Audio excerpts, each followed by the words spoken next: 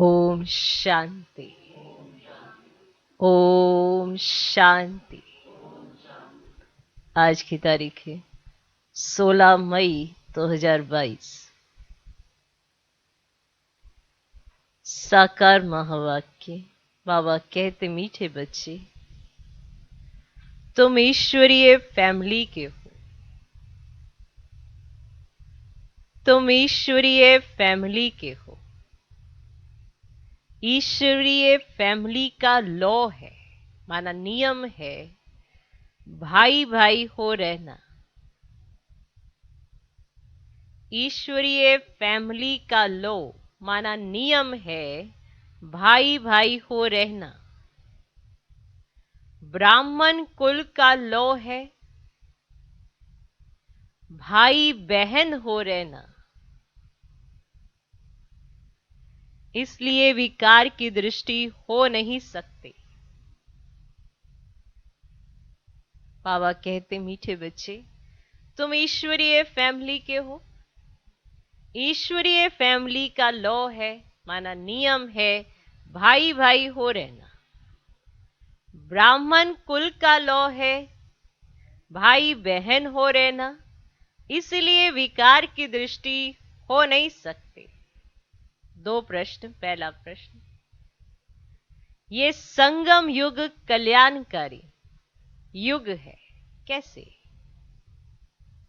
ये संगम युग कल्याणकारी युग है, कैसे?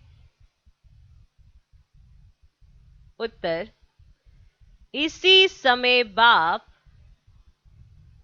अपने लाडले बच्चों के सम्मुख आते हैं। इसी समय बाप अपने लाडले बच्चों के सम्मुख आते हैं और बाप टीचर सतगुरु का पाठ अभी ही चलता है। और बाप टीचर सतगुरु का पाठ अभी ही चलता है। यही कल्याणकारी समय है। यही कल्याणकारी समय है। जब तुम बच्चे, यही कल्याणकारी समय है जब तुम बच्चे बाप की न्यारी मत, जो नर्क को स्वर्ग बनाने की व सबको सदगति देने की है,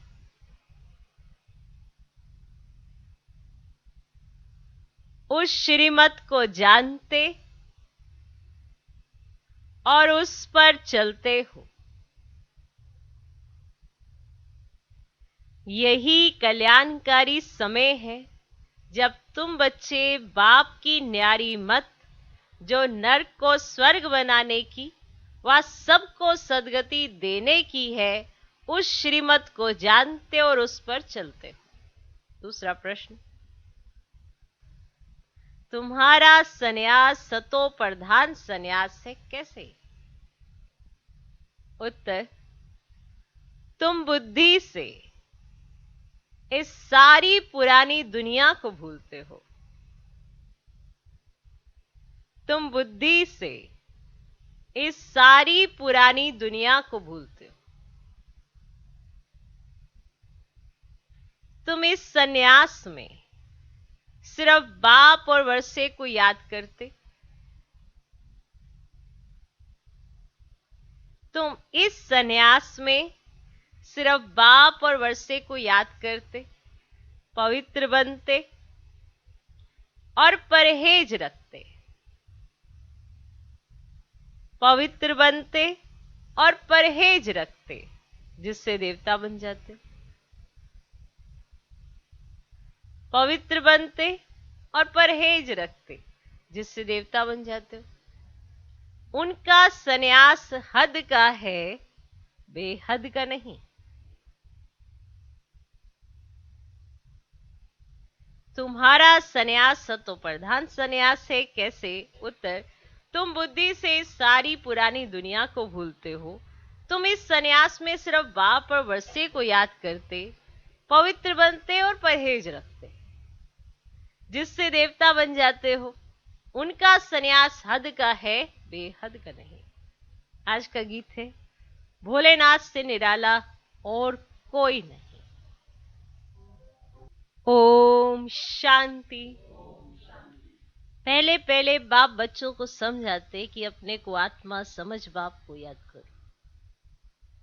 5000 वर्ष पहले भी बाप ने कहा था कि मन मना भव, देखे सब संबंध छोड़ अपने को अशरीरी आत्मा समझो।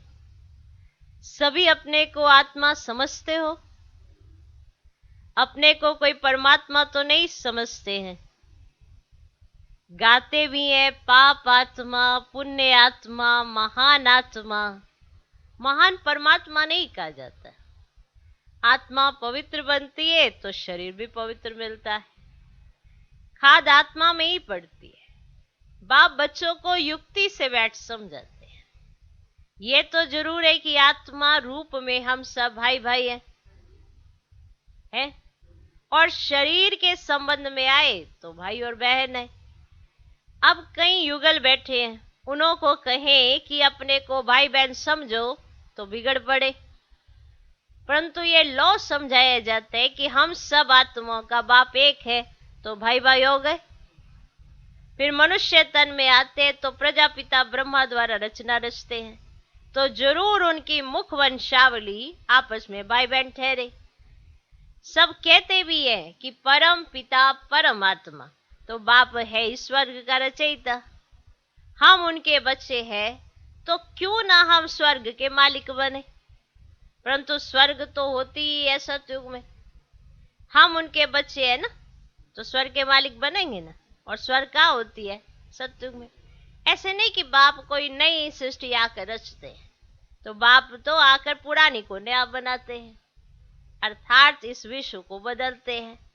तो जरूर बाप यहाँ आया है, भारत को स्वर्ग का वर्षा दिया है, उसका यादगार सोमनाथ का मंदिर सबसे बड़ा बनाया है।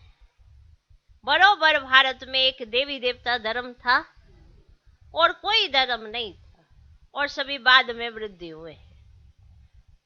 ऐसा ही है ना? तो जरूर बाकी सभी आत्माएं निर्वाण धाम में बाप के पास रहेंगी। भारतवासी जीवन मुक्त थे, सूर्यवंशी घराने में थे, अब जीवन बंद में है। जनक का भी मिसाल है कि उनको सेकंड में जीवन मुक्ति मिली। जीवन मुक्त सारे स्वर्ग को कहेंगे, फिर उसमें बाकी जिन्होंने जितनी मेहनत की उतना पद पाया। जीवन मुक्त तो सबको कहेंगे।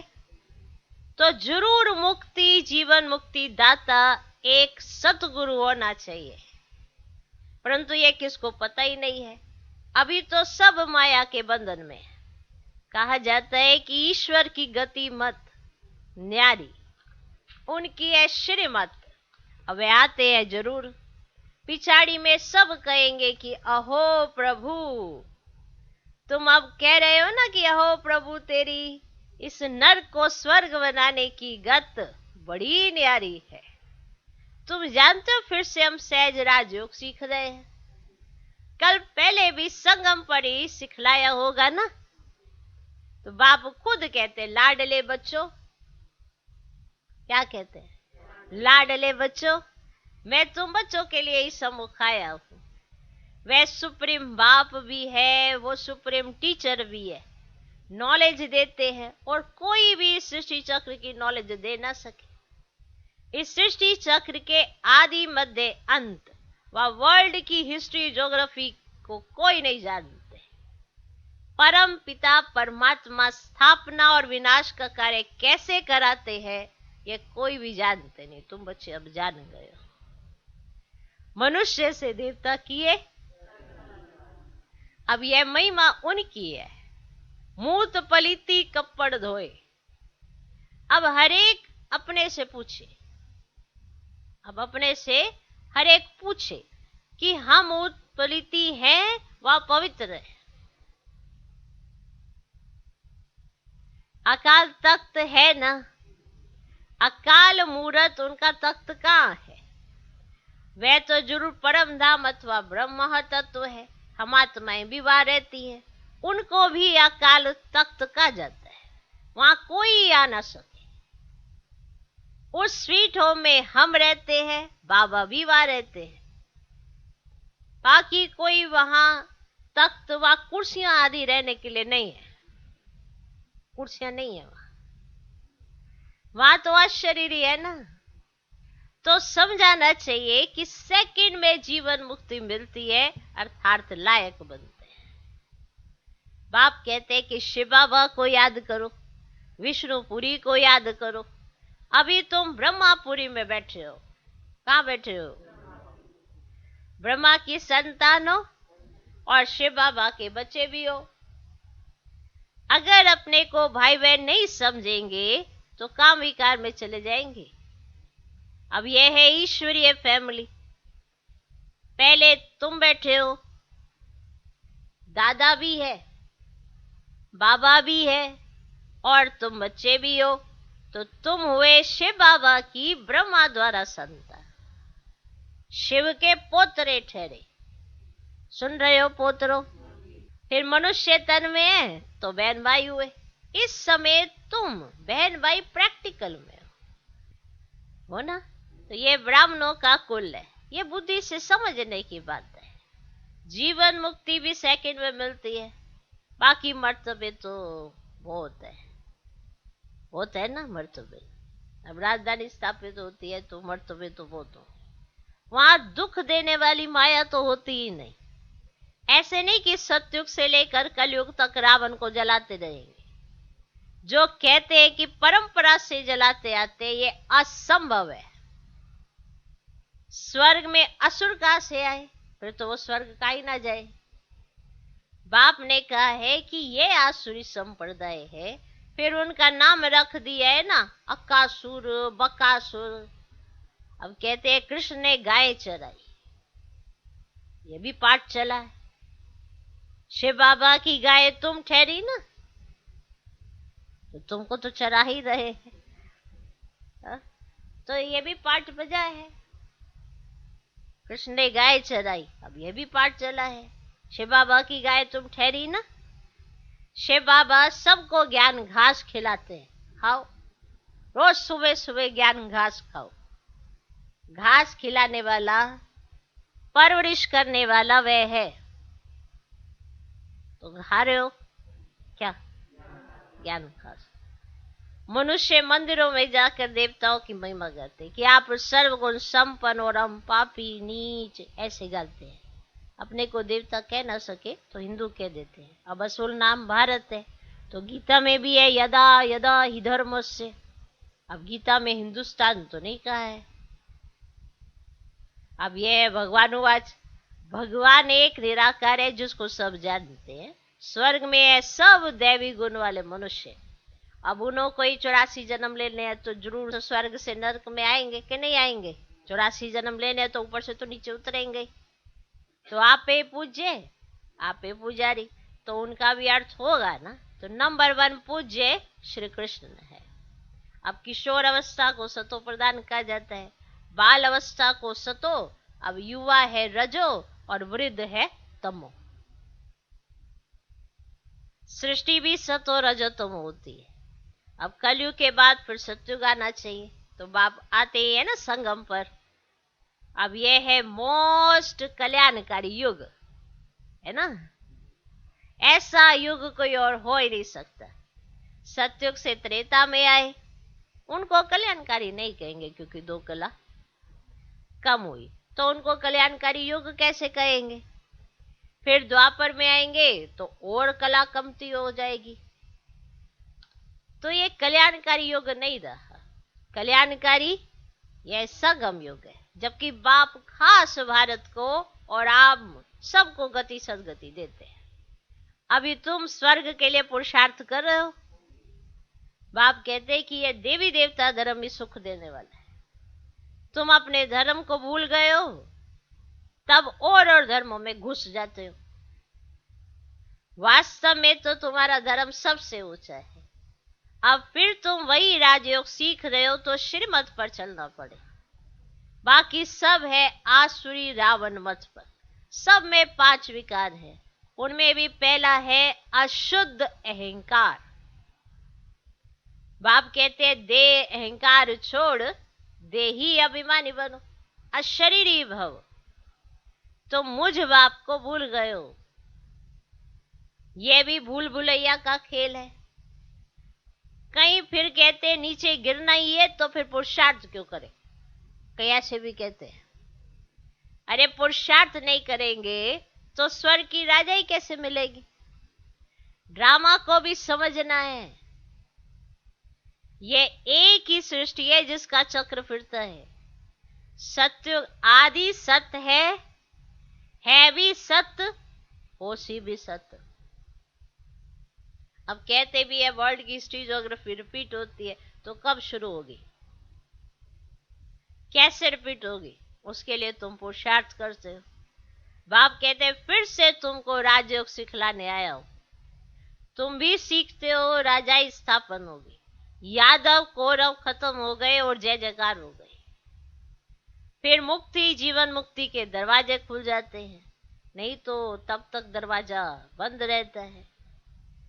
जब लड़ाई लगती है तब गेट खुलता है। बाप आकर गाइड वन ले जाते हैं, लिबरेटर भी है ना। माया के फंदे से छुड़ाते हैं।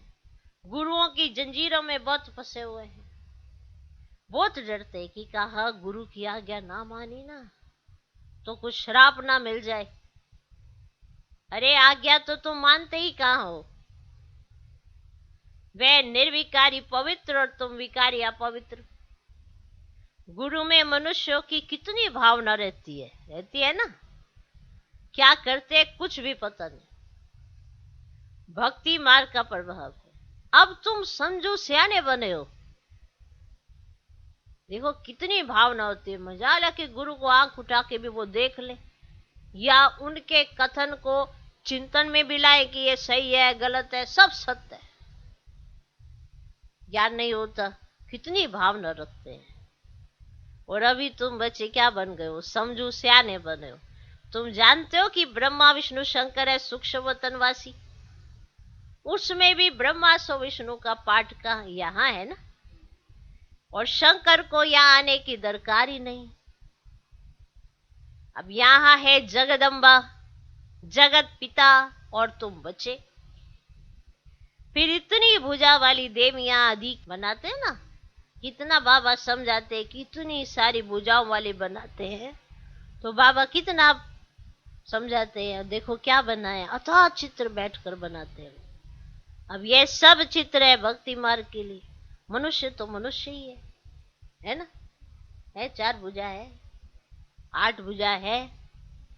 राधे कृष्ण को भी 4 भुजाएं दे देते हैं ना। जो उनका चित्र में लगा रहे भुजा कम लग रही है मना लगा देंगे। दीपमाला में महालक्ष्मी की पूजा करते हैं। अब वे तो 2 भुजा लक्ष्मी की और 2 भुजा नारायण की, इसीलिए दोनों की पूजा होती है कंबाइंड रूप की। नहीं तो लक्ष्मी के पास इतना धन कहां से आएगा, नहीं आएगा। तो महालक्ष्मी माना कंबाइंड स्वरूप। अब ये प्रवृत्ति मार्ग है और कुछ है ही नहीं। काली की जीभ कैसी दिखलाते हैं। कृष्ण को भी काला बना दिए। वाम मार्ग में जाने कारण काली हो जाती है। फिर ज्ञान चिता पर बैठने से गोरी बन जाती है। जगदम्बा ऐसी मीठी मम्मा, सबकी मनोकामना पूर्ण करने वाली, उसकी मूर्ति को भी काला बना दिया। कितनी देवियां बनाते हैं, पूजा कर समुद्र में डुबो देते हैं। तो यह गुड़ियों की पूजा हुई ना। बाबा कहते हैं ये सब ड्रामा में नहीं होता है। फिर भी होगा कि आप सोचे सबको समझ आ जाएगा, ऐसा नहीं है, फिर भी होगा। भक्ति मार्ग का बड़ा पेशगीर है, माना विस्तार बोलते हैं। कितने मंदिर, कितने चित्र, शास्त्र आदि है, बहुत मत पूछो। Waste of time, waste of money, waste of energy. तो मनुष्य बिल्कुल इस समय तुच्छ बुद्धि है। कोड़ी मिसल बन जाते हैं। तो बाप कहते हैं अब भक्ति मार के धक्के बहुत खाए ना, अब बाप तुमको इन झंझटों से छुड़ा देते। सिर्फ बाप को और वर्षे को याद करो और पवित्र जरूर बनना पड़े, परहेज भी रखनी पड़े, नहीं तो जैसा अन्न वैसा मन हो जाता है। परहेज रखनी पड़े, नहीं तो जैसा अन्न वैसा मन हो जाता है। सन्यासियों को भी गृहस्थियों के पास जन्म लेना पड़ता है। अब वह है रजो प्रधान सन्यास, अब यह है सतो प्रधान सन्यास। तुम पुरानी दुनिया का सन्यास करते हो, उस सन्यास में भी कितना बल है। प्रेसिडेंट भी गुरुओं के आगे माथा टेकते हैं। भारत पवित्र था, उनकी महिमा गाई जाती है। भारतवासी सर्वगुण संपन्न थे। अभी तो संपूर्ण विकारी है। देवताओं के मंदिर में जाते हैं तो जरूर उस धर्म के होंगे। अब गुरु नानक के मंदिर में जाते तो जरूर सिख धर्म के होंगे ना, परंतु ये सब अपने को देवता धर्म के कहला नहीं सकते, क्योंकि पवित्र नहीं है। अब बाप कहते हैं फिर से मैं शिवालय बनाने आया हूं। स्वर्ग में सिर्फ देवी देवता ही रहते हैं। अब ये ज्ञान फिर प्राय लोप हो जाता है। गीता रामायण आदि सब खत्म होने, ड्रामानुसार फिर अपने समय पर निकलेंगे। कितनी समझने की बातें। ये पाठशाला ही है मनुष्य से देवता बनने की, परंतु मनुष्य की सदगति कदाचित कर नहीं सकते। अल्पकाल का सुख तो सभी एक दो को देते रहते हैं।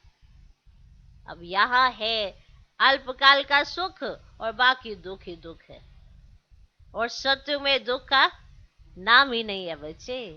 दुख होता ही नहीं है वहां पे, नाम ही है स्वर्ग सुखधाम। स्वर्ग का नाम कितना वाला है। बाप कहते हैं कि भलग्रस्त व्यवहार में रहो, परंतु इस अंतिम जन्म में बाप से प्रतिज्ञा करनी है कि बाबा हम आपका बच्चा हो। ये अंतिम जन्म जरूर पवित्र बन पवित्र दुनिया का वर्षा लूंगा। बाप को याद करना बहुत सहज है। अच्छा, मीठे मीठे सिकिल दे बच्चों प्रति माता पिता बाप दादा का याद प्यार और गुड मॉर्निंग। रूहानी बाप की रूहानी बच्चों को नमस्ते। हम रूहानी बच्चों की भी रूहानी बाप को नमस्ते नमस्ते नमस्ते। Good morning good morning good morning. धारणा के लिए मुख्य सार पहला पॉइंट, दे अहंकार को छोड़ दे ही अभिमानी बनना है। बहुत देह अहंकार होता है, बहुत टू मच। अपने देह अहंकार के कारण एक्टिविटी ऐसी चलते हैं और फिर कहते हैं ऐसा हुआ वैसा हुआ, बातों को पकड़ते हैं।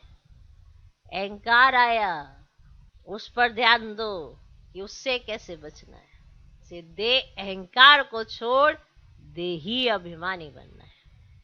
अशरीरी बनने का अभ्यास करना है। अशरीरी बनने का अभ्यास करना। दूसरा, ड्रामा को यथार्थ रीति समझकर पुरुषार्थ करना है। ड्रामा को यथार्थ रीति समझकर पुरुषार्थ करना है। ड्रामा में होगा तो करेंगे ऐसा सोचकर पुरुषार्थ ही नहीं बनना है। ड्रामा में होगा तो करेंगे ऐसा सोचकर पुरुषार्थ ही नहीं बनना है। देखो, ड्रामा की नॉलेज जिसको समझ में आ गई वो क्या क्यों कर ही नहीं सकता। कैसे करेगा, उसे सब कुछ तो स्पष्ट हो रहा है, कैसे क्या क्यों करेगा। इसलिए यथार्थ रीति समझकर पुरुषार्थ करना है। ड्रामा में होगा तो करेंगे ऐसा सोचकर पुरुषार्थहीन नहीं बनना है। आज का वरदान, संगम युग के महत्व को जान, श्रेष्ठ प्रारब्ध बनाने वाले तीव्र पुरुषार्थी भव। संगम युग के महत्व को जान, श्रेष्ठ प्रारब्ध बनाने वाले तीव्र पुरुषार्थी भव। संगम युग छोटा सा युग है। इस युग में ही बाप के साथ का अनुभव होता है। संगम का समय और यह जीवन दोनों ही हीरे तुल्य हैं। तो इतना महत्व जानते हुए एक सेकंड भी साथ को नहीं छोड़ना। सेकंड गया तो सेकंड नहीं, लेकिन बहुत कुछ गया। सारे कल्प की श्रेष्ठ प्रारब्ध जमा करने का यह युग है। अगर इस युग के महत्व को भी याद रखो तो तीव्र पुरुषार्थ द्वारा राज्य अधिकार प्राप्त कर सके। अगर इसके महत्व को ही आपने समझ लिया कि युग क्या है, इस युग के महत्व को भी याद रखो तो तीव्र पुरुषार्थ द्वारा राज्य अधिकार प्राप्त कर लेंगे। आज का स्लोगन,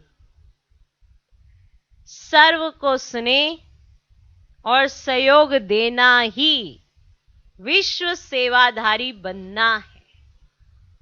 सर्व को स्नेह और सहयोग देना ही विश्व सेवाधारी बनना है। सहयोग लेना है या स्नेह लेना है, ये आपके ऊपर निर्भर करता है कि आप इस पर ज्यादा जोर देते हैं कि इसने मुझे सहयोग नहीं दिया, ये मुझे स्नेह नहीं देता, या इसकी चेकिंग करते हैं कि मुझे सर्व को स्नेह और सहयोग देना है क्योंकि मुझे विश्व सेवाधारी बनना है।